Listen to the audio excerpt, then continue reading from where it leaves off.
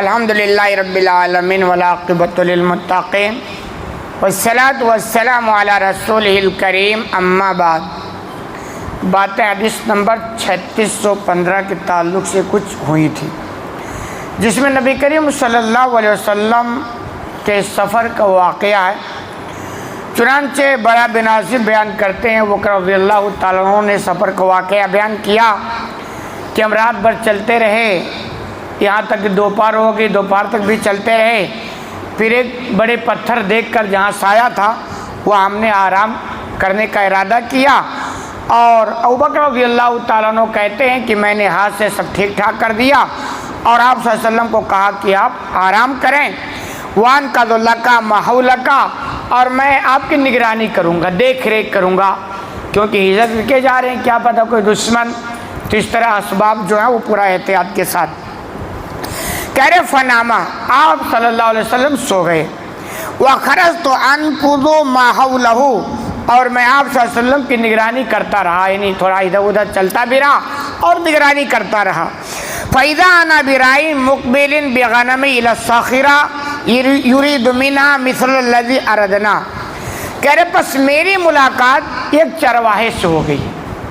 جو اپنے بکریوں کو لے کر اسی چٹان کی طرف آ رہا تھا، اور اس کا بھی وہی ارادہ تھا جو ہم نے ارادہ کیا تھا، یعنی وہ بھی بیچارہ پریشان تھا، وہ بھی کسی سائے کی تلاش میں تھا، تو جیسے ہم نے پتھر کا سایہ لیا تو ایسے وہ بھی اسی تلاش کے لیے آیا ہوا تھا، اور میری ملاقات اس چرواہے سے ہو گئی۔ بسا اوقات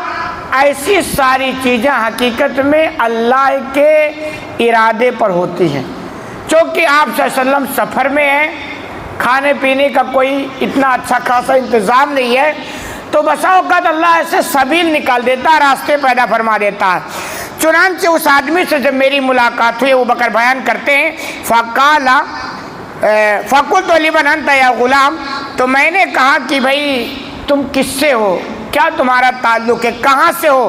فَقَالَ رَجُلٌ مِّنْ أَهْلِ الْمَدِينَةِ وَمَكَّةِ، تو اس نے مکہ یا مدینہ میں کسی آدمی کا نام لیا کہ میں اس خاندان سے ہوں۔ راوی کو شبہ ہو گیا کہ مکہ کا نام تھا کہ مدینہ، بہرحال وہ پوری وضاحت ہے اتنی کہ وہاں کا نام انہوں نے لیا۔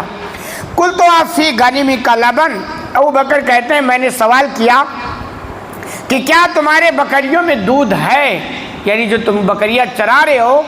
ان کے تھنوں میں کوئی دودھ ہے، مل جائے گا کھانے اور پینے کا؟ قال نعم، چنانچہ اس آدمی نے کہا ہے۔ قلت افتعلب، تو کیا تم دودھ دودھ کر کے ہمیں دے دو گے؟ قال نعم، اس نے کہا ہاں۔ فاقد الشاة، چنانچہ اس آدمی نے ایک بکری پکڑی، فقلت انفذ الذراع من التراب والشعر والقضا، چنانچہ اس آدمی نے ایک بکری پکڑی تاکہ اس کا دودھ نکالے، تو ہم نے کہا ایسا ہے، اس بکری کے تھن کو مٹی سے، بال سے اور دیگر جو گندگی ہے اس سے تو صاف کر لی، بھئی دودھ پینے کے لیے نکالنا ہے تو صفائی ہونی چاہیے، اچھے سے پہلے تھن صاف کر لو تاکہ کوئی گندگی نہ آئے۔ قال فرأيت البر يضرب يديه على الأخرى ينفث، راوی بیان کرتے ہیں کہ ابوبکر جب بیان کر رہے تھے تو میں نے دیکھا کہ برا اپنے دونوں ہاتھوں میں سے ایک دوسرے کو مار کر اور اس طرح جھاڑ کے بتا رہے تھے واقعہ کہ انہوں نے دودھ بکری کے تھن کو کیسے